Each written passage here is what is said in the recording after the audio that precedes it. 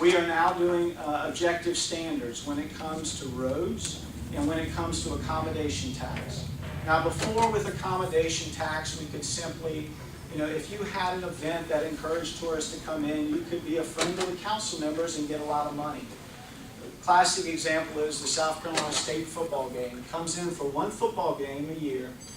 And before I came on and during the time that I was there, they were getting about $50,000. I opposed this, and every year I opposed the allocation for the accommodation tax. And finally, after a change in the council, we now have objective standards. South Carolina State football game is at 0. Why? Because the accommodation tax is to put heads in beds, and they could not justify that one weekend would put heads in beds the way the other events that were going on could.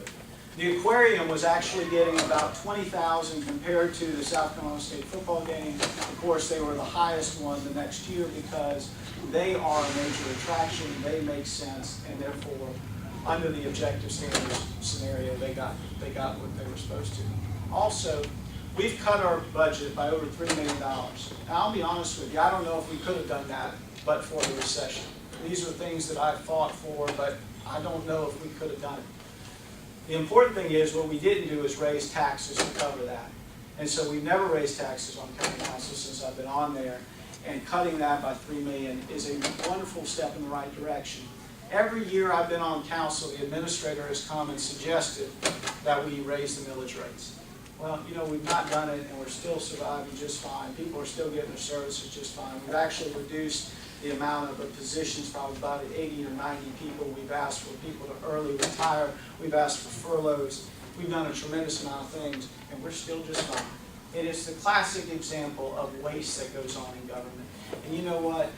If there's a silver lining in this recession, it is exactly that we have finally found accountability in government because of the pullback and the amount of revenues that are coming in. Finally, I want to take a second and talk about leadership. When I knew that I was going to ask our employees to voluntarily furlough themselves, I took a step in that direction myself and said, you know what, I believe that leadership is leadership from the front. I voluntarily furloughed myself 27 days, second amongst all people in Charleston County. And I did it because I didn't want to ask our employees to do something that I wasn't willing to do myself. Now, when we talk about government on the national level and the amount of money that people are getting paid, right now, 1 out of 5 federal employees are making over $100,000. You look at what the congressman, fortunately, they decided not to give themselves a pay raise, even though some people have the audacity of voting for that.